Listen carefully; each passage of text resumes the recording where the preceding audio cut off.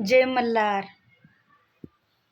आजचा हा जो काही माझा व्हिडिओ आहे आणि जे काही मला बोलायचं आहे ते खरं तर ज्या मुलीची आई आहे, आज प्रत्येक मुलीची आई असते, माझी आहे, तुमची आहे, इतर कोणाची आहे. त्या प्रत्येक आईला एकच गोष्ट आठवत असते, कोणती? की माझ्या लेकरांसाठी काहीतरी करायचं आहे मला. आणि मुलीलाही वाटत असतं माझ्या आईसाठी काहीतरी करायचं आहे. कोणी काळं सावळा असू देत, कोणी दिसायला कसंही असू देत, पण आपल्या घरातल्या लोकांना हॅपी ठेवण्यासाठी शिक्षण करणं, शिक्षण केल्याच्या नंतर कामकाज बघणं, नंतर लग्न करणं, हे अनेक मुलीचे स्वप्न असतात. बलात्कार होणं ही संभवतः आता परिस्थिती पहिल्यासारखी राहिलेली नाही आहे. विनयभंग होणं ही पहिल्यासारखी राहिलेली नाही. संघर्ष हा चुकलेला नाही आहे. मोस्ट ऑफ द संघर्ष हा आयुष्यभरासाठी असतो.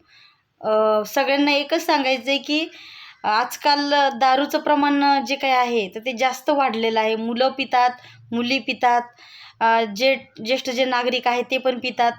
सरकारने कितीही प्रयत्न केले गोवा मावा बंद करण्याची, विमल बंद करण्याची, तरी पण दारू बंद करू शकत नाहीत. कारण की दारू एक असा कन्सेप्ट आहे की प्रत्येकालाच लागते दारू, नाही का?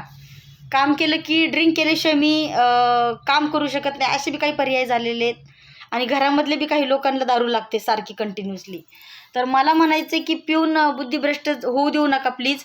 जरा संभवता मुलांनी, आजकालचे जे यंग जनरेशनमध्ये मुलं आहेत ते पण खूप जास्त ड्रिंक करतात, सगळेच करतात. मला ते नाही म्हणायचं की करू नका, पण कसं आहे, भान ठेवा. कोणाची तरी बहीण आहे, कोणाची तरी आई आहे, कोणाची तरी मुलगी आहे. जरा थोडंसं आहे ना, माणुसकी संपलेली आहे, संपत चालली. एकदम एकदम नाही का ते फॉरेन लोक असतात तसं व्हायला लागले. महाराष्ट्र हा इतका बिघडत चालला आहे की अर्थव्यवस्था पूर्ण ढासळतच चाललेली आहे. श्वास असा मोकळा घेऊन कसं वागायचं, कसं बाहेर फिरायचं, कसं सजायचं, कसं तरी त्याला मेंटेन करायचं. मुलींना लक्ष द्या. तुम्ही कितीही चांगल्या, किती फ्रेश वागल्या तरी मुलांची मानसस्थिती पहिल्यासारखी राहिलेली नाही आहे. त्याच्यामुळं जे काही आहेत माझे बांधव, माझे बाकीचे ज्येष्ठ नागरिक आणि ज्या गृहिणी आहेत, सगळ्यांना एकच सांगायचं की लिमिट क्रॉस करू नका.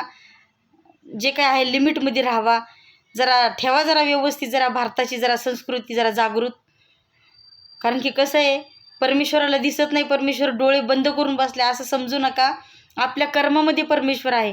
आता पालखीचं आगमन होणार आहे लवकरात लवकर हडपसरमध्ये. त्याची तयारी चालू आहे, माझी जंगी तयारी चालू आहे. त्यामुळं मला आता थोडं पालखीमध्ये रमू द्या. आणि ज्या जनाईसाठी रूप घेतलं आपल्या विठ्ठलांनी, ते अजून पण द्वारकाबी पाण्यात आहे. देव आहे बरं का, देव नाही असं समजू नका. भक्तिमार्गाने चला. चेहऱ्यावरती जानूरायासारखा हसू ठेवा.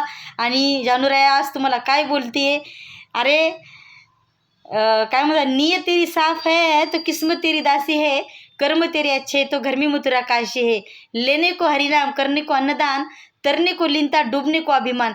हे ब्रीद वाक्य माझ्या वडिलांचं होतं, वडिलांचं आहे आणि वडिलांचंच राहणार.